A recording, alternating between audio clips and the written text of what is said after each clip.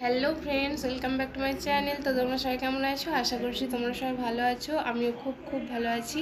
তো চলে এসেছি তোমাদের সাথে ছোট্ট মিনি ব্লগ নিয়ে চলে এসেছি। তো দেখো, আমরা বাগনানে এসেছি বাগনানে ঠাকুর দেখতে। তো আরও একটা দরকার আছে, সেই দরকারটা তোমাদের সাথে পরে শেয়ার করব। এখানে দাদাভাই ক্যামেরাটা করছিল, আমি তোমাদের দাদাভাইকে দেখাতে চাইলাম যে দাদাভাই এখানে প্যান্ডেলটা ঠিকমতো রেডি করতে পারেনি কমপ্লিটলিভাবে, এতটাই তাড়াতাড়ি চলে এসেছিলাম। তো ঠাকুরটাকে, প্রতিমাটাকে দেখো কতটা সুন্দর করেছে, প্যান্ডেলটাও কতটা সুন্দর করেছে। ঠাকুরটা অলরেডি দেখা হয়েই গেল। এখানেতে আমার ছেলে জিজ্ঞাসা করছে চলে আসার পরে যে মামাম ওই ঠাকুরটা কি ঠাকুর। তো আমি বাবাকে বললাম যে এটা দুর্গা ঠাকুর উঠেছে। ঠাকুর তো দেখা হয়েই গেল অলরেডি। অনেকগুলো প্রতিমা দেখেছিলাম, তো সব ভিডিও তোমাদের সাথে তুলে ধরতে পারিনি। তো আমাদের এখানকার বাগনানের বাস স্ট্যান্ডটা পুরোটা তোমাদেরকে ঘুরে দেখাতে পারিনি, ছোট্ট এক সাইড ঘুরে দেখিয়েছি। তো দেখে নাও আমাদের বাগনান বাস স্ট্যান্ডটা কতটা বড়। তো বাগনান বাস স্ট্যান্ডটা তোমাদেরকে অলরেডি একটু ঘুরিয়ে দেখালাম। তো আচ্ছা, এই মুহূর্তে অতটাও সময় ছিল না। তো যেই দরকারটা বলেছিলাম যে একটু দরকার ছিল, তো আমাদের হাওড়া যাওয়ার প্ল্যানিং ছিল, সেই কারণে বেশি আমাদের টাইম ছিল না। তো চলো তো গাইস, তোমাদের সামনে আরেকটা থিম তুলে ধরছি। তো থিমটা দেখে তোমরা বলো।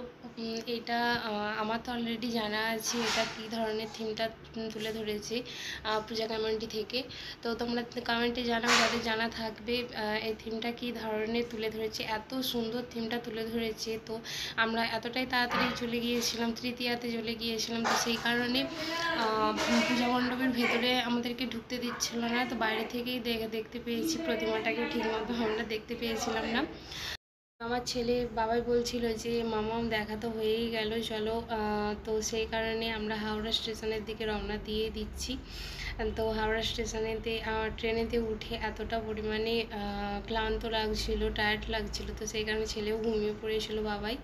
বাবাইয়ের এতটা ঠান্ডা লাগছিল, এতটা হাওয়া দিচ্ছিল, তো সেই কারণে কানে চাপা দিয়েছিলাম। আর নিজেও টায়ার্ড ফিল করছিলাম, তো শুয়েও পড়লাম।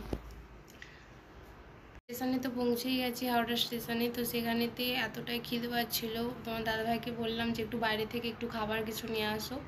তো কখন চলে গেছে, এতক্ষণ ধরে আমাকে পোস্ট করে রেখে দিয়েছিল। তো সেই কারণে নিজেরও শরীরটা ভালো লাগছিল না, এত দূর জার্নি করে এসেছিলাম, ঘুমিয়ে পড়েছিলাম। আর বাবাই ফোন দেখছিল, ফোনেতে বিজি ছিল। আর কখন তোমার দাদাভাই এসে আমার ভিডিওটা তুলে নিয়েছে। আর তোমাদের দাদাভাই আমাকে না নিয়ে গিয়ে হাওড়াতে এই ভিডিওগুলো করে নিয়েছে আর দেখেও এসেছে। তো নিয়ে গেল না তোমাদের দাদাভাই। তো হাওড়া ব্রিজটা দেখা তো হয়ে গেল, ঘোরাও হয়ে গেল।